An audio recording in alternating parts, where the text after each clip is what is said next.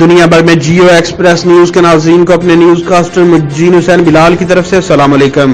خبر شامل کریں گے ضلع منڈی بہاؤالدین سے، جہاں کرونا وائرس کی بجائے ڈکیتیوں نے زور پکڑ لیا۔ پھالیا میں ناملوم مسلح موٹر سائیکل سواروں نے معروف ٹریڈرز مالکان سے 26 لاکھ روپے چھین لیے۔ آئے روز کی وارداتوں سے شہری پریشان ہو گئے۔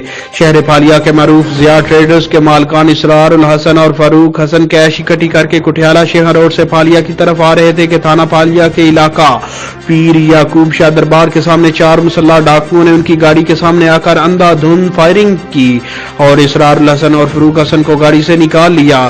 اسی دوران ڈاکوؤں نے گاڑی میں پڑا ہوا کیش بیگ جس میں سے 26 لاکھ روپے موجود تھے وہ گاڑی میں سے نکال لیا اور ہونڈا 125 موٹر سائیکلوں پر سوار ہو کر وہاں سے فرار ہو گئے۔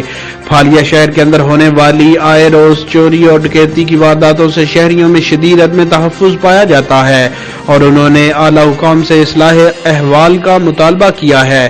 کیمرہ مین خرم شہزاد کے ساتھ report Mir Aqeel Ahmed Pomi, crime reporter Geo Express News پھالیا۔